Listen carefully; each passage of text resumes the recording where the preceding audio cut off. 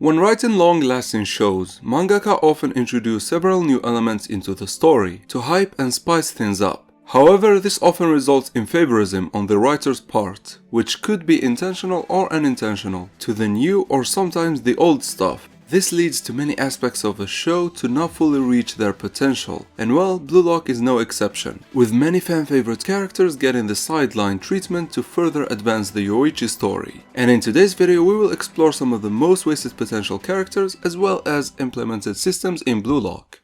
But before we do, however, if you enjoy this type of videos, please consider subscribing and joining my community Discord server for more amazing Blue Lock theories and reviews. And now without any further ado, on with the video. When tackling a topic like this, it is mandatory for me to address the elephant in the room. This is by no means a criticism to the writer nor his vision for the series. I have nothing but respect for Mr. Kanshiro, and Blue Lock is still my favorite show. This video is merely a personal opinion on some of the aspects of Blue Lock that I thought did not have enough light shed on them, or were taken in a direction that did not flesh them out as I would have loved to. And I think the biggest example of this, and probably the most underrated character in Blue Lock, is Zantetsu. When going into the N.E.L, he was the character I really got excited for the most, and I even was excited for him more than Baro, my favorite character. And that's because he was gonna train under Loki, the insane speedster we saw destroy Team Ren. And so I obviously was excited for him, especially because in the first selection he was a beast. His acceleration and reaction speed were unrivaled, he had an insane shooting ability with a golden zone, and he had an amazing physique. Yet, after that, he got completely forgotten about. I mean, he cleared the second selection, obviously, but he got no screen time, nor did he score in the third selection. Which is very odd given that his bursts of speed are quite formidable for games with less players, and you would expect him to dominate. And unfortunately, this is where his presence starts to fade, as he wasn't even on the starting lineup for the U20 game, nor did he get subbed in like Baro and Ryo. Instead, we got Hiyori, which was an odd choice at the time. And I think Zantetsu would have made for a better replacement for Chigiri, but now after the Ubers game we all know why Hiyori got subbed in and why he got screen time. And this is precisely my contention point with Zantetsu's character. He seemed to have been a plot device, meant to elevate the threat level of Team V and hype the first selection more than anything. And this later was confirmed when we got to see PXG play. As I said, I was hyped for him due to Loki and what kind of training he got for him, especially after seeing how much Chigiri improved by elevating his accelerations. And it wasn't just me, the whole community was excited for this. And then to see him getting reduced to just a cog in the wheel for Shido's system is just sad for me. And here's the thing, it doesn't even fit him like for example Karasu, whom playing style is more fitting as a playmaker. I honestly wished for Zantetsu to at least get the Kunigami training by being the odd one out striker and the wild card of PXG. Just imagine him training his zigzags, which by the way are better than Chigiri. He would be a menace of a right wing, but unfortunately all of his untapped resources will only flourish in the realm of what ifs. And this is what this list is about. Cool concepts that really got the community excited, only for them to be forgotten about completely or to conclude in underwhelming results. The case with Zantetsu is what I call a plot device character, where the writer introduces a very powerful and interesting player to give either Isagi or his teammates hard time, then they hit the sideline once the plot moves a bit. One recent example of this is Niko. Now, ever since his introduction, one thing made Niko special, that is that he rivals Isagi in terms of vision. And so as soon as the Ubers game started, I was fiending for that high-level meta-vision war, and we kinda got that after Baro's first goal, with him unconsciously tapping into it, and then having an all-out vision war that ended in a battle royale. And here's the thing, I was super excited when Isagi used Raichi to beat Niko, as this meant that the all-out war is just gonna get more fierce. But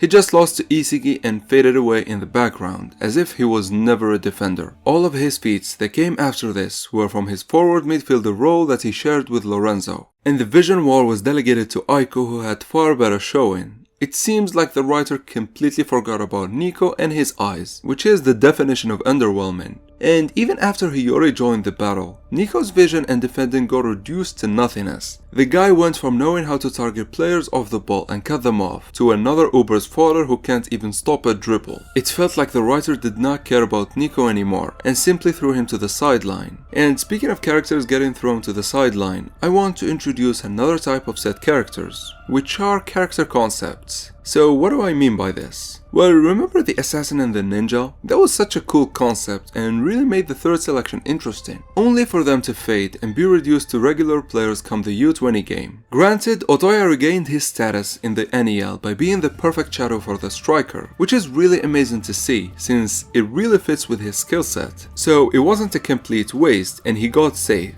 But the same thing can't be said about Karasu the assassin, who was reduced to just another midfielder due to his ball keeping and retention ability, which is double bad since we have Raichi and Tokimitsu for that role. However, the thing that made him special, his assassin's eyes and playing style, were completely forgotten about, which to me is such a letdown since we have the perfect natural evolution to that playing style in Lorenzo, and I really hope we see more from this side to Karasu, either by targeting Kaiser, Isigi, or even continuing his rivalry and locking down Hiyori. But honestly, after seeing what happened to Niko, I won't get my hopes up.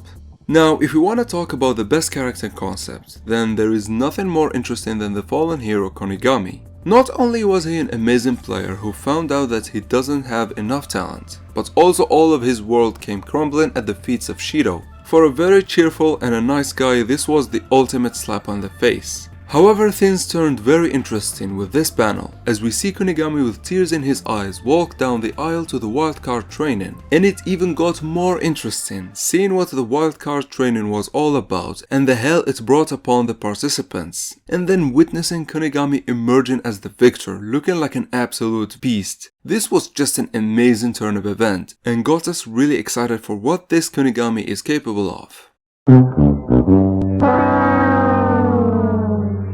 Not only did he not deliver, he got reduced to a hyena player, feeding off Isigi. And it's double weird because he was supposed to copy Noah, yet he played completely different since we saw Noah utilize his teammates, even Kaiser. But wait, there is more. After all that talk about doing things his way and all the edginess, he got reduced again to a tool for Isigi and Hiyori, and it's just painful to watch. It feels like Kanshiro wrote an amazing character concept in the fallen hero and the guy who crawled back from hell, and then had no idea how to build and finish the character's arc, and it's such a letdown. Like, if you want to talk about letdowns in Blue Lock, this is the biggest of them all.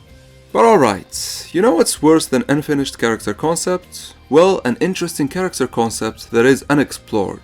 I just know you guys were waiting for me to talk about this when you clicked on this video.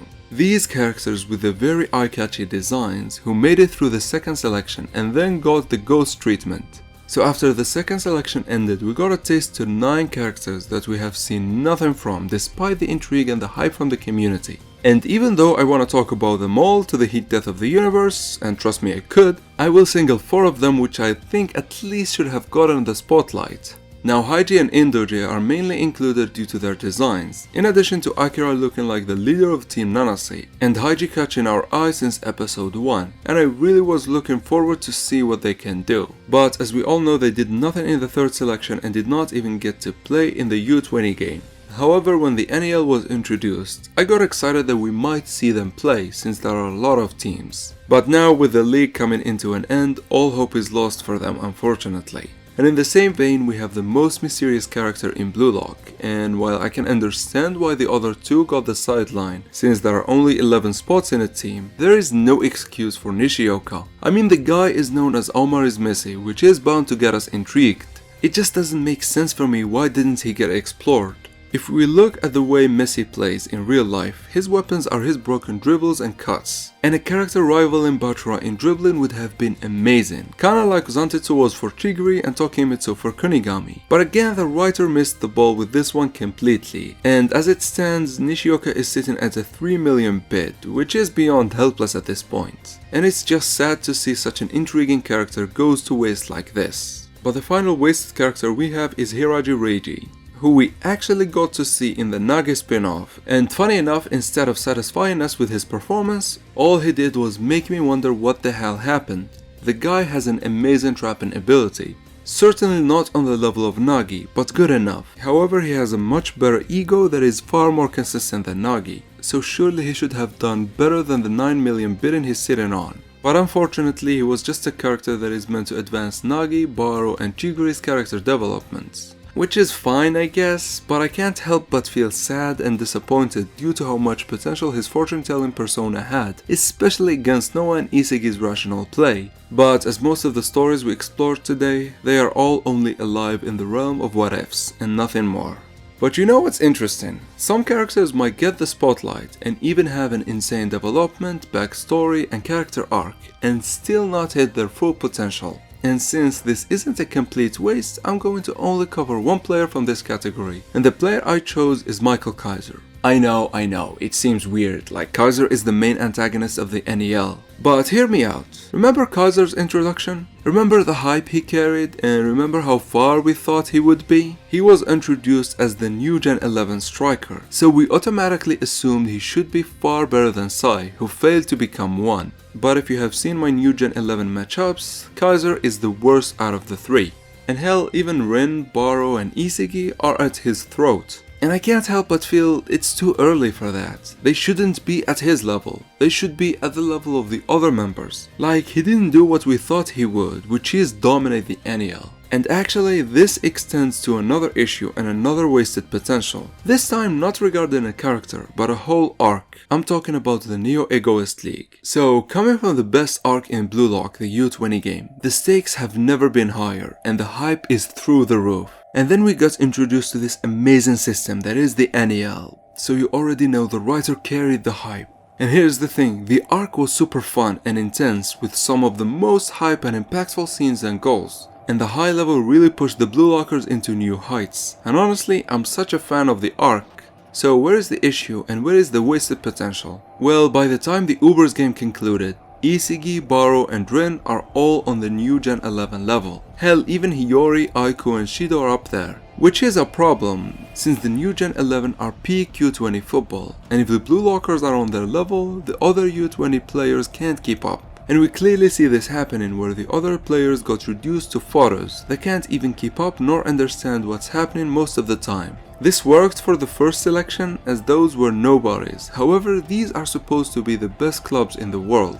And while it might not seem like a wasted potential, let me explain why it is. You see, the Neo-Egoist League was created to enable the Blue Lockers to experience the world and to prepare Japan for the U20 World Cups. And I was hoping to see the Blue Lockers fight and crawl their way through hell just to be good enough. However, the way the arc went, the Blue Lockers are now the best part about every team. Hell, even teams with the new Gen 11, there is an argument that they are not the best players. And it seems the arc really went astray from what it set out to do. And many players and moments really went to waste, despite nailing other aspects like the masters and the new weapons and training. So to conclude, the N.E.L kinda overperformed and thus wasted the potential of being a hell of an arc for the Blue Lockers that would prepare them for the World Cups. And this is the wasted potential if it makes any sense to you guys. It feels as if it is the final arc where Japan is finally on top of the world. However, the World Cups are coming and let me ask you this, who would stand up to Japan? The writer really got carried away and missed out on the opportunity to give us a hell of an arc that would put Blue Lock on fire, kinda like the Shibuya incident arc did for Jujutsu Kaisen. However, with that being said, we reached the end of the video. Tell me what do you guys think about this, and if there are other wasted potential characters or moments I did not cover. Until next time, thank you for watching.